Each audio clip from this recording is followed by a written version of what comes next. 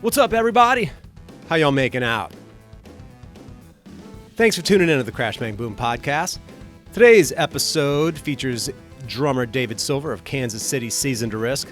David and I get into everything from his early years in Cape Cod to joining the band and seeing former Shiner drummer Tim Dow play with the band, as well as how every member of Shiner has also been in Seasoned to Risk. Also, crazy strings of bad luck with flooded studios, van wrecks, damaged RVs, recorded vault fires, even a CD that was distributed that was out of phase. But a little good sprinkled in there as well. We also touch on Qigong as a martial art that he teaches and how it affects his drumming, as well as the new Seasoned to Risk record entitled 1-800-MELTDOWN, due out on Record Store Day, April 12th. A segment with video of the interview can be found on the Crash Bang Boom podcast YouTube page, as well as the full interview and all of the interviews for that matter. So per usual, I hope y'all enjoy it. Now that I'm past the 300 episode mark, feel free to check out into the previous episodes, and if you enjoy the combos, feel free to give me a sweet review and or a subscription on your preferred podcast platform.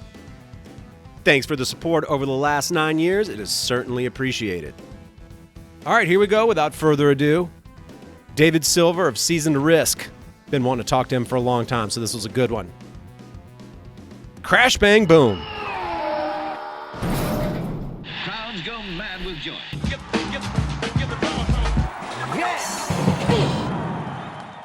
All right, I'm here with David Silver of the one and only Seasoned to Risk. How's it going, David? How you doing, man? I'm great. Thanks for having me. Yeah, man. I'm glad we connected. You're someone that I've wanted to talk to. I've been a fan of Seasoned to Risk and always kind of curious as to where that band sort of fit in with the 90s scene and noise rock or pre-noise rock and everything in between. So this would be good to kind of bridge some questions that I've had for some time. It'll be good. We're curious where we fit also. Well, man, I mean, I was looking at sort of at the discography and, the self-titled record that came out in 93. I was born in 76, so the 90s were massive to me, especially the early 90s. Massive fan of beyond, grunge and beyond and everything that I was getting into, some of the early noise rock and all that stuff, man. It was such a magical time, but I guess come time for In a Perfect World, after they had put out their first record, again in 93, how did you find out about them, and what led you to, where were you at the time, and did you move to Kansas City to join them? Yeah, I'm from Cape Cod, Massachusetts, which is just like a little country fishing town. It's not remotely like a city. And, I grew up playing hardcore and skate rock and got into the post-hardcore stuff in the middle and late 80s. And started getting interested in like industrial and experimental. My high school band sort of gradually turned into like a crazy prog rock performance art thing with two drummers. It was called Earshot before the Tool ripoff band that also used the name. Okay. And I was playing with Earshot for basically from 89 till 94. And right as we were sort of winding down, Josh Newton from Shiner, at the time he was playing guitar in Glazed Baby, and he had passed through Kansas City, and Seasoned to Risk was saying, hey, we need a drummer, and Josh recommended me to them. So I was working at a pizza shop, slinging pies, and I got a random phone call from the singer, Steve Tulipana. Hey, heard you play drums, you want to come audition? We're in New York City. They were at BZ's studio with Martin BZ doing the Perfect World record. And Jason Gerkin from Molly Maguire, they sort of borrowed him for the summer to do drums on Perfect World. But it was like, he was a highly guarded part of Molly Maguire at the time. So, because he's just such a beast on the drums. Totally. And so they overnighted me a cassette tape, FedEx, and I listened to it. I didn't have a kit in the place I was at, so I just listened and like memorized the parts and sort of air drummed it. And the next day I drove down and did an audition. And that same week they were doing a CMJ showcase and Tim Dow another Shiner. Another Shiner drummer. Yeah. There's like the Alan Epley, like holy trinity between Chris Metcalf as well, who played in the Life and Times at some point, I believe had to do something with Season to Risk as well. So there's like, he was plucking drummers left and right from that band, which is hilarious. Yeah. I mean, basically, even Alan and Steve at one point made some music together, but every member of Shiner has been in Season to Risk. Wow. Literally all of them. And so Tim wrote the first batch of Season to Risk songs on drums, actually. But then he was really more into the Shiner stuff. So Tim was going to do a week of shows with them from New York back to Kansas City, so they could get home and also so they could get their acts together. And so they called me and like, you got the gig. I went and saw them with Tim Dow playing drums, and I was like, oh my God, what have I got myself into? This dude is a monster. He's such a monster. And, they played a Scratch Acid cover. At that time, this is 1994. Not a lot of people even knew that band. So I was like, oh, I'm in the right place. And me and Steve hit it off talking about the Swans and Black Flag and Big Black and, what was happening at that time. And so for a week, I jumped in their van and went back to Kansas City watching Tim Dow play their set every night and just like studied him, his weird flat tom setup and his just unbelievable playing, and just basically set it to memory. And then I had a week of rehearsal with them in Kansas City, and we were on tour for 3 months with Unsane after that.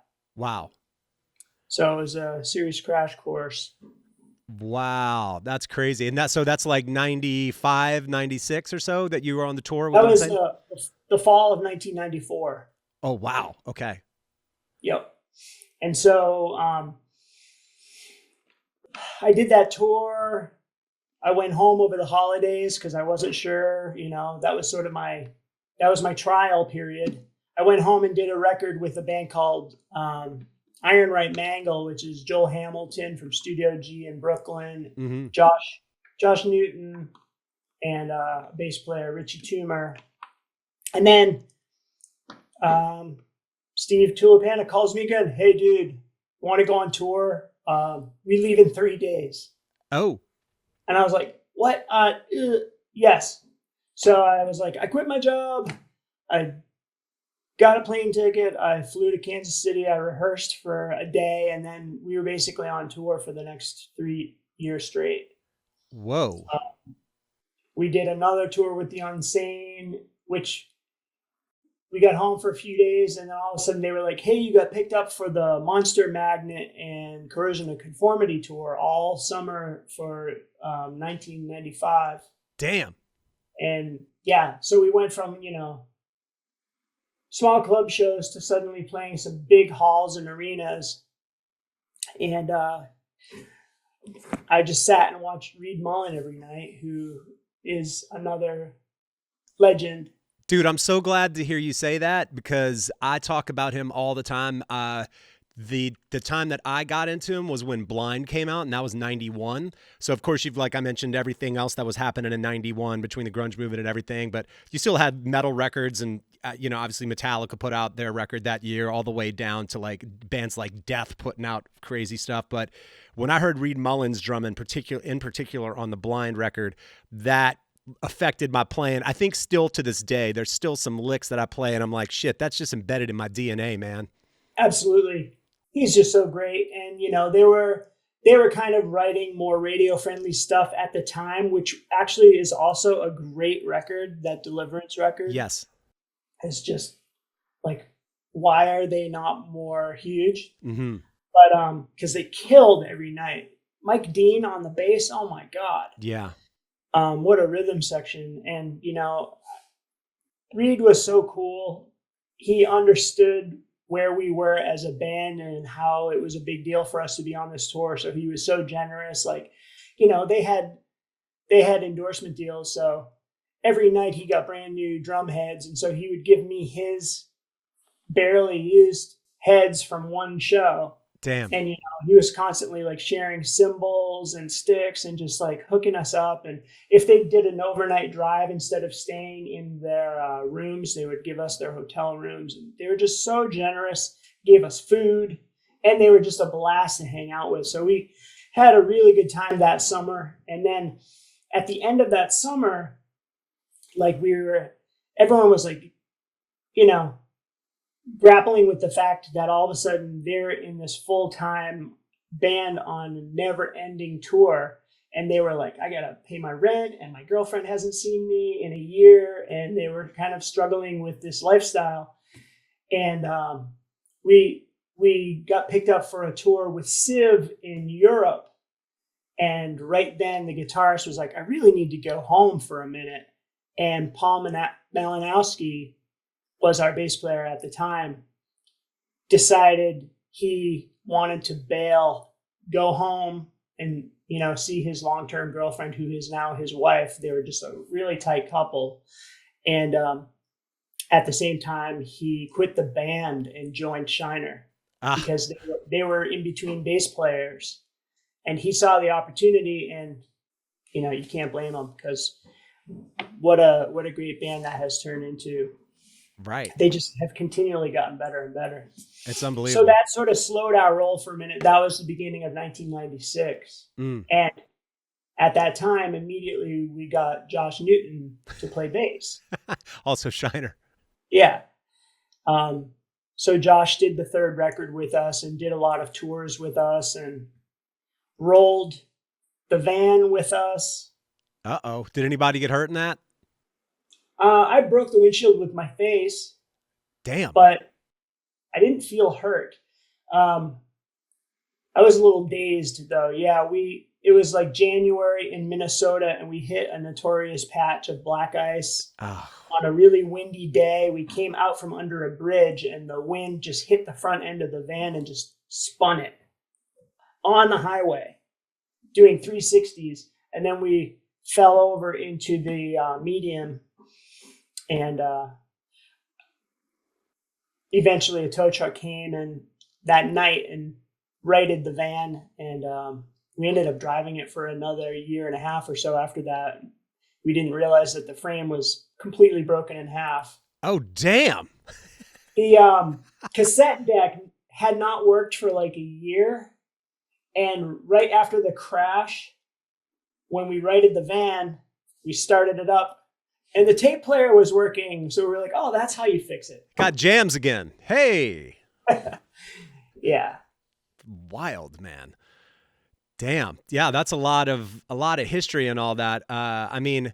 I was looking at bands kind of in the mid-90s that were maybe a little more of the sort of techie kind of hardcore, like Breadwinner and Dazzling Killman and some of the records that they put out in 94. And then you have somebody like Soundgarden putting out Super Unknown the same year. What were, aside from the whirlwind of you joining the band and going on tours and everything, you listed some of the bands that y'all played with. Were there any other bands around that time that you were especially digging? I mean, we definitely played shows with early Dazzling Killmen, Don Caballero, Fugazi. Wow. We were lucky to play with Jesus Lizard and Killing Joke and Prong. Damn. As a young band, that Prong show was before my time. Jesus Lizard a couple of times. Got to see them a lot back in the late 80s. I lived in Providence at the time, and for a little while I was living in Providence right at the height of that noise rock thing that was happening. So I got to see like early Helmet and Laughing Hyenas and Jesus Lizard. So, and of course, in the van we were listening to Breadwinner 100%, Table. Nice. The early shellac stuff. Yep. We would hook the bass cab, it's like a 215 cab behind the couch of the van. Yeah. Into the stereo. Wired it to play from the stereo. And then we would also be blasting like Snoop Dogg in the van, like full volume. We got some cheesy like ground effects lights on the van and some lighting inside the van and pimped it all out. So it was like a chill space. It was pretty fun. Wow, man. You mentioned playing early shows with Helmet, yet another 90s drummer that had a massive, massive reach of influence in John Stanier. And another guy that I admittedly, I believe, and I told him this much, still have some of his playing in my DNA as well. I swear when he came out, it sounded like everybody tuned their snare drums to try to sound like his, it seemed like. And I'm sure he could have gotten it easily from, I don't know. I mean, I spoke to Ray Washam, and you could almost hear that kind of cranked, but maybe a little more body in the snare on the Rape Man record in '88. But yeah, having that prominent cracking snare in the mix I was obsessed with that, of course.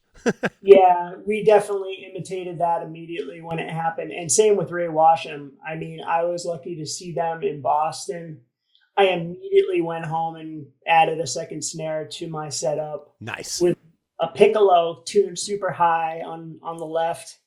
And I did that for a couple of years until I finally lost track of where it went. I'm one of those drummers who is not a gear nerd. I don't know, and I'm not sure why, but I don't know the details of like the make and model of my drums and like the sizes and I just have a very poorly working memory. And for me, drumming, I've never approached it like, I'm self-taught, kind of like a little feral. And for me, drumming has always been about like getting it out of my system and catharsis and like, the hardcore thing that was happening. So yeah. I never really got good at like keeping track of my gear preferences. And, I know enough to have an Acrolite and, a small collection of drum kits, but I don't have like a sweet selection like I see behind you right now in your studio. I know. Absolutely. Did you play mostly Ludwig snares back in the day? Do you recall, like through the 90s? I was super into Ludwig. My first kit was a Ludwig in the early 80s. Idiotic, like every drummer in the 80s, I had the perfect golden, that orange sparkle Ludwig 4-piece, the Bonham kit that I accidentally bought for $100. And then I was like, oh no, I need to get a real drum set. And I got like Rototoms and a 9-piece like Power Toms Ludwig kit, like an idiot. And then those Power Toms are cool and everything, but man, I wish I had that first kit. And then I eventually played Ludwigs into the early 90s. And the first kit I played with Season of Risk, they pieced together a few Ludwig drums, brought them to Kansas City Drum Works, which was a shop in town, and had them all rewrapped as one kit. So for the first few years of Season of Risk, I was playing that white Ludwig kit, which was actually a Frankenstein kit. Wow. And nowadays, at home here, I have a CNC kit that I had designed in the late 90s, which is, again, I was in my 20s, not making the best decisions. The kick drum is 24 by basically 28 when you put the 2-inch hoops on it. What? Really? Yes, it's so stupid. And then I have square toms like 14 and 18. And so the kick drum barely fits through any door, even in my house, never mind taking it to a club. So it is in my studio for the rest of my life. I'm never moving it again. I hear you. And then my kit in Kansas City is Kansas City Drum Works that I actually recently scored. Nice. And with a Kansas City Drum Works snare, which is really, they make beautiful stuff. Awesome. But I do love Ludwig, absolutely. Yeah. For 98's Men Are Monkeys, Robots Win, I don't think we touched on it too much, but what was your experience finally recording, I guess, with the band and writing and everything that kind of led up to that? What was that experience about? For a year or two, we recorded demos at a local studio, and we had done some like a one-off songs for comps and stuff, or 7 inches. But we took the major label money from Columbia and from a merch deal that we did near the end, and we invested it into a building and started making a recording studio. So it was our rehearsal space. There was an apartment upstairs. We rehearsed and built the studio at the same time and wrote this new record all at the same time. Wow. And in the process of like testing the gear, we were recording our album. And right in October of 1988, we basically were putting the last songs down and last overdubs and finishing it up. And we had recorded some other bands there, Farewell Band and some other Kansas City bands. I'm not sure if Giants Chair did recording there. Maybe some of the guys from Giants Chair definitely did inside projects. But we were about to open to the public, and there was a flash flood of a branch of the Missouri River. And in 15 minutes, the whole neighborhood was totaled, including our studio. Unbelievable. Yeah. Me and the guitarist saw this rainstorm happening. And so we went down there because we were like, oh, damn. And sure enough, water started just filling the street. And I saw that it was about to come over the doorway into the front door. So I broke a hole with a shovel into the wall to let the water fill the basement first so we would have time, because the water was visibly rising. Oh. And then we just like grabbed computers and tape reels and whatever we could and ran it upstairs. And by the time we were done grabbing what we could, the water was like up to our necks. And we had to shut off the breakers and run out the back door. And we had a 24 channel Auditronics board that got swamped, and a 2-inch tape machine that was underwater, and the whole studio was just completely destroyed. And at that point we were like, the building's not even safe. Like the mortar is coming out of the walls. So it was a total loss. And that really slowed our roll again. Oh, I bet it did. Yeah. But, we had just finished a record, so we were psyched for the record to come out and to tour on it. And then when it was printed, that CD was out of phase. The wiring, some guy that week had come in to do some work on some of the electronics, and the wiring was backwards, going out from the board to at the time, the DAT tape machine. Yeah. And of course you can't listen to that. You can't tell.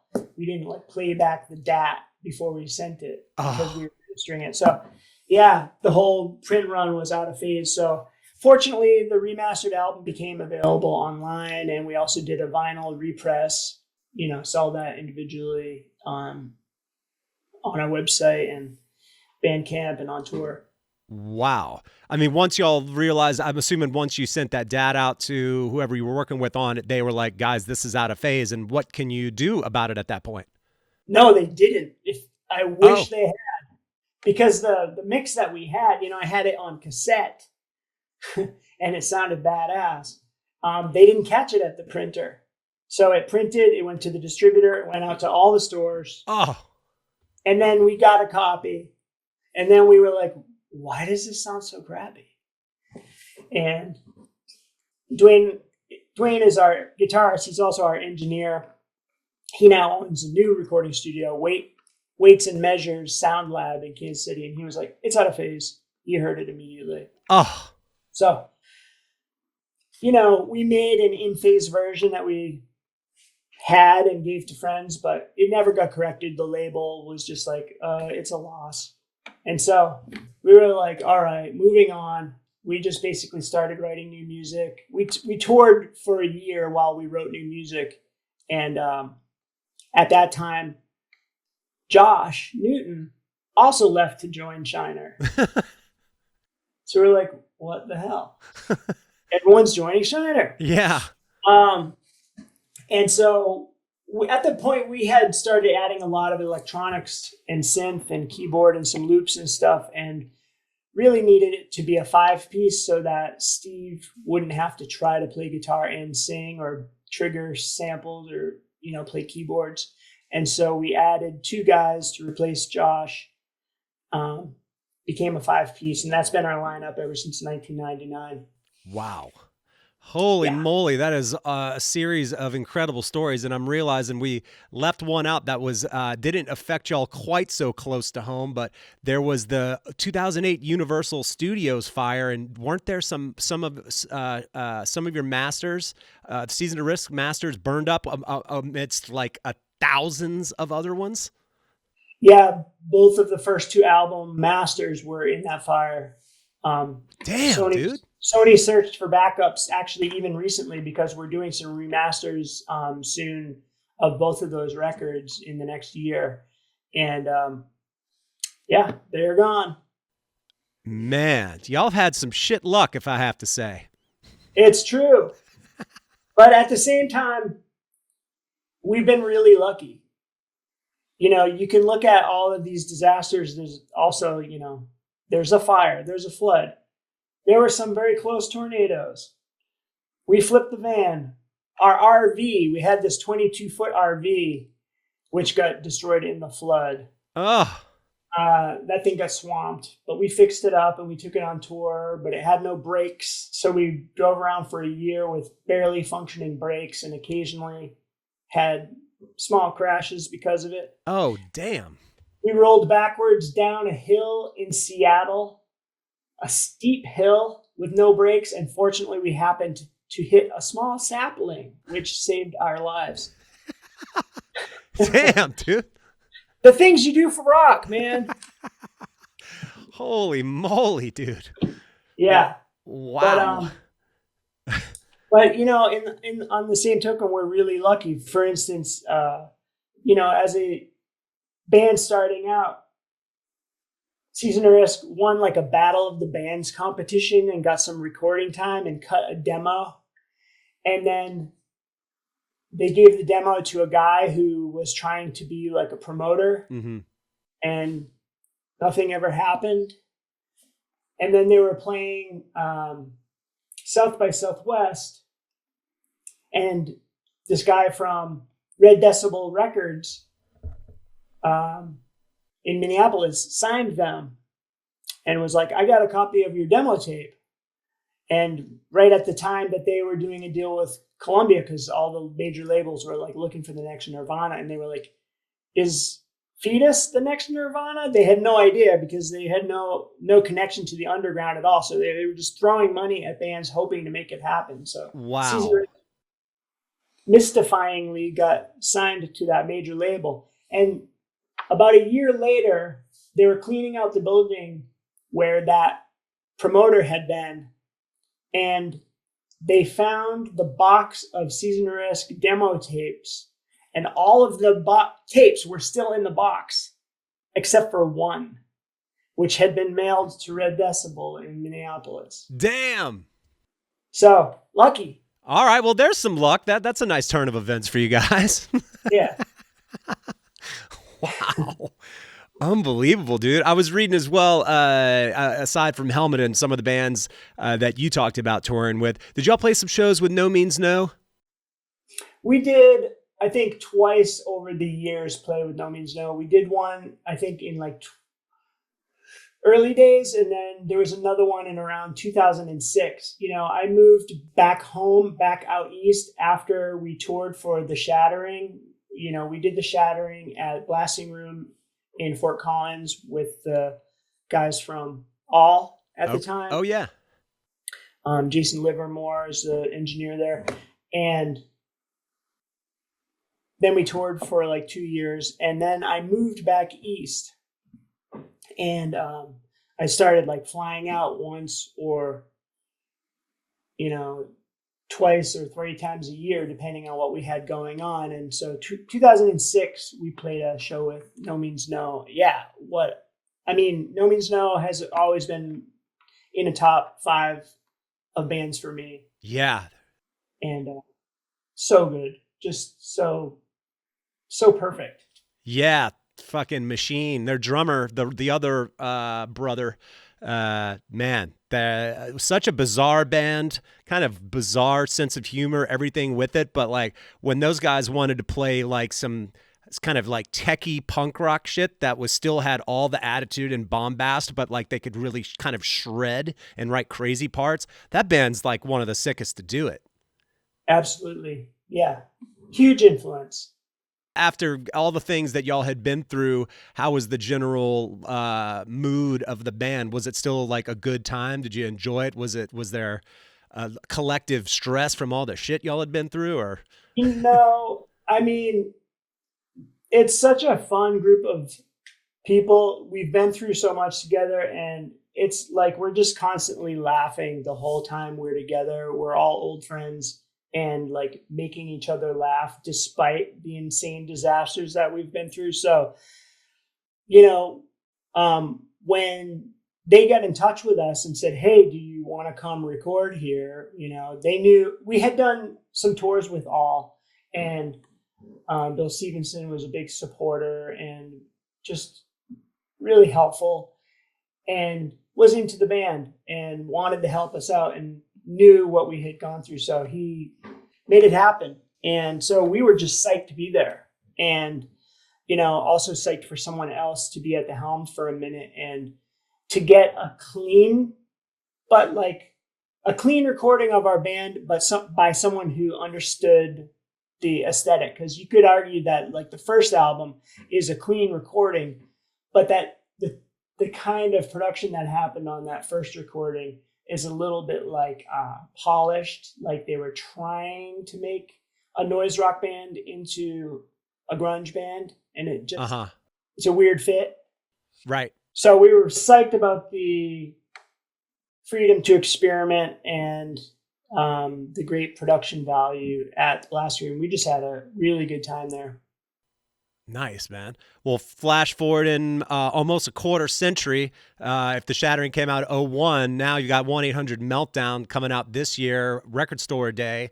What was it like getting back with the guys and writing and recording a whole nother thing? And where are you right now? You mentioned back east, but I'm not sure where you are. I am still, I'm from Cape Cod, and I'm back there now. I bought a house here. Amazing. I love Cape Cod. I love that whole upper northeast area. Yeah. So, I grew up going to punk rock shows in Boston and also booking local shows like VFW, hardcore shows. Yeah. I was in a skate rock band back in the 80s. But so, nice. Season Risk never broke up. We just slowed down. And, once a year or a few times a year, we get together and do a show or a run of shows or a small tour or something. So we've consistently been doing stuff and have written some songs over the year for comps and done some covers, basically illegal covers of like Bauhaus and the Go-Go's and Die Cruisin' and Killdozer. And so this new record is our new music that we recorded last year, compiled with a bunch of rare tracks that have been unreleased or are really obscure. And it also includes a track with Gerkin and Malinowski as the rhythm section and a track with Chris Metcalf playing drums on it, just to sort of represent this. It represents this era from before Men Are Monkeys until after The Shattering and all these other songs that we came up with, along with a couple of things that are brand new. Right. And really stoked, really love playing the new material. And we're going to go out to support this record release, which is April 12th. We're going to tour for the last 2 weeks of April into May, doing the Midwest and East Coast and back. Gotcha. I'm excited for y'all, man. Y'all aren't coming through Atlanta by any chance, huh? Not this time. Okay. Next time, hopefully, fingers crossed. Yeah, we've got plans to do the West Coast, and there is talk of Japan actually happening. Amazing. But we'll definitely get down your way again soon. Right on, man. So I can't help but think about the sort of irony of all the members of Shiner having gone through Season to Risk and all the, the Kansas City connection and everything else. It's so bizarre. I love that. And I dig both bands. It's just so interesting to me that bizarre connection that these two bands have. Yeah, they are, some of our closest and oldest friends. And in the early days, Shiner was more of a, you could say, noise rock band. Their first record sounds dirtier, but gradually they became more polished, and their production got really good really fast. They made smart decisions as far as working with Jay Robbins, and got more interested in more radio friendly sounding stuff and Radiohead, and just Paul Malinowski's production just got better and better. You should listen to the remasters that he's done recently of the old records. They sound insane. Nice. Okay. And watching, I was so lucky to move to Kansas City in 1994 when I could go out on a Tuesday night to some dumb little bar up the street that would fit like 40 people and see Shiner just blow minds. And then the next night, Giants Chair was playing. And then the next night, Boys Life were playing. And it was just so much good music was coming out of Kansas City at that time. Yeah, man. And I was watching Shiner over the years with Tim Dow and then Gerkin just getting better and better and writing these epic albums to the degree where I wanted to quit the music industry because I saw this band who absolutely should have been signed to a major label and should be supported to the point where they're able to tour the world and just make music because they are so good at it. If you ever see them live, it's just a mind-blowing experience. They're also dedicated and talented. Yeah, man. And I watched them, kind of struggle. And it was infuriating to me that all these other, less talented bands and more tame music was getting popular on the radio, while a powerhouse like Shiner just wasn't flourishing. I'm so happy that they are now, and that a new audience has found them, and they're doing better than ever. And their new music is better than ever too. They have a whole new record that is insanely good. Nice. But yeah, so I was really disillusioned with the music industry after really watching that happen. And but we never started playing weird experimental punk rock to make money or to be popular. It's always been about like trying to do something new and cover some new territory and experiment with new sounds and try to push the envelope. And Season Risk is especially, some of the band members are really adamant about not repeating themselves and bending genres and experimenting a lot. Absolutely. Well, man, I wanted to ask you about Qigong. I consider it a martial arts, but I know it's also a lot about breathing. And I suppose for a second there, I was like, is it kind of like Aikido? But I guess there are differences there. That's coming from someone who's kind of semi-obsessed with MMA and the sort of connections that it has with drumming in particular, be it the physicality, sort of having a toolbox and the physicality that it takes to be able to play different styles and all that. So I see a lot of correlations between mixed martial arts and drumming. I mean, considering, I guess, if Qigong is something that is focused a lot on breathing and a lot of that, is that something that you've been able to incorporate into your drumming? Oh, 100%. Yeah, I mean, Qigong means energy work.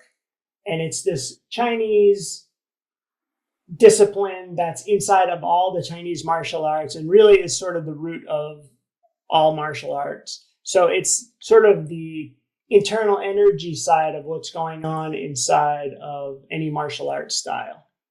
I moved out east, to be with a girl who is now my wife, and, also get back home and, figure out like, what else am I going to do? I've been playing drums for the last 15 years. Am I going to just am I going to work in kitchens for the rest of my life, or what am I going to do? And I walked into this Kung Fu school where they were teaching Qigong, this author that I had become familiar with by reading his book. And I was like, hi, I want to take Qigong lessons. And he was like, there is no Qigong lesson. You either take Kung Fu or Tai Chi class, and then you get the Qigong inside. And I was like, well, I'm going to do Kung Fu then, because I'm not going to do Tai Chi. I was, 30 years old. And Yeah. I had no idea what I was talking about. It was like, you're too old. And I was like, oh, really? All right. But I did it anyway. And I was like, by the way, are you hiring? And he was like, no.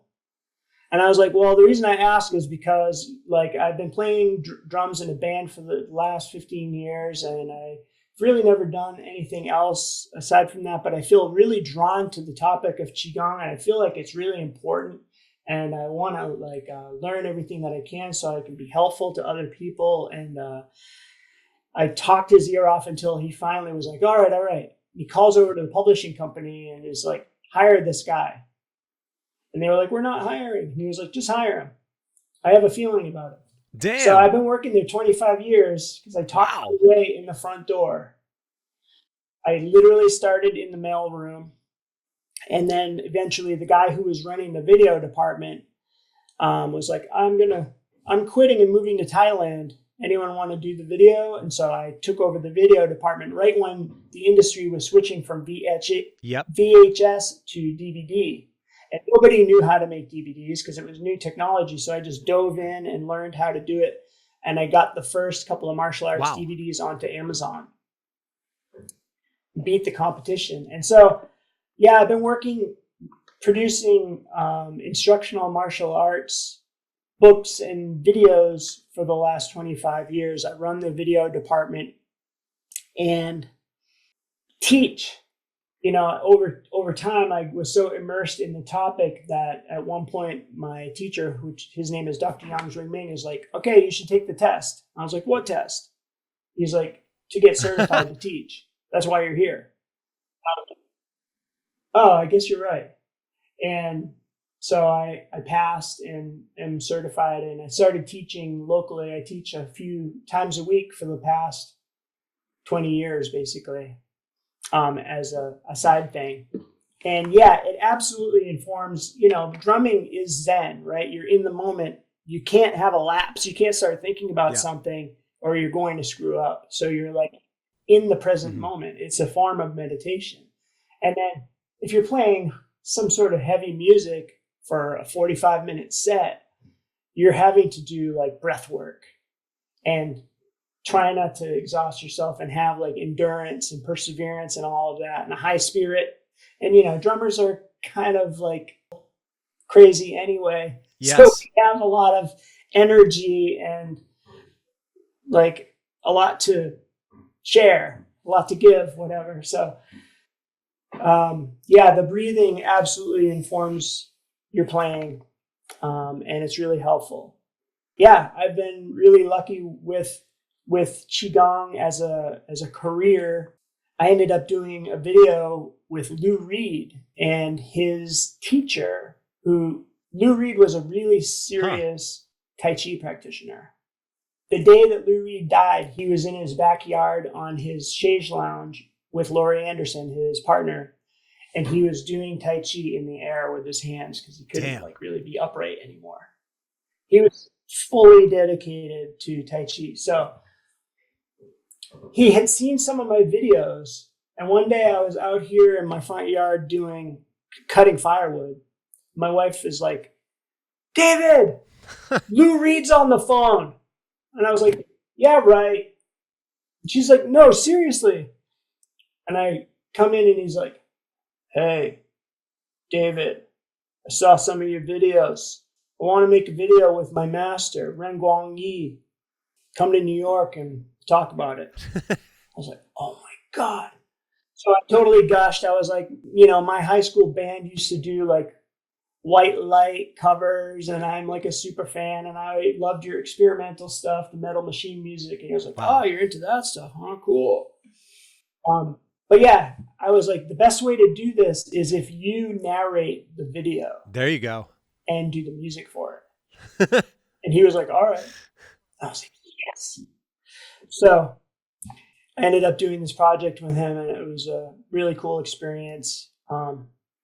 He would take his Tai Chi master on the road with him and have him do Tai Chi on stage just to expose people to it, to get more people into martial arts. Wow. There's a lot of people in the music industry. Yeah. There's a lot of crossover with martial arts. Interesting, man. Wow. Well, yeah, no shortage of curves in the road for you, my man. Oh, absolutely. Yeah. Damn. Oh, man, that's wild. Lou Reed. Holy moly. Well, damn, David, it was fun talking to you, man. I really appreciate the time. And again, it was good sort of connecting the dots of the history of the band and, boy, all kinds of ups and downs, the roller coaster ride y'all been on for so many years. But I'm glad y'all are putting out new music and you're still connected to the instrument, doing Qigong and everything else in between, man. I think it sounds like you're nailing it, man. You figured it out. Well, we just keep doing our thing and keep trying and regroup every time something happens, Yeah. We do it for the love of it. Hopefully we'll have smoother sailing Yeah. for these, more advanced years and a little bit less chaos. Yeah. Wow, man. All right. Well, thanks again, man. It was great talking to you. We'll have to catch up soon. Thanks. I appreciate it a lot. Take care. Yeah, man. You too.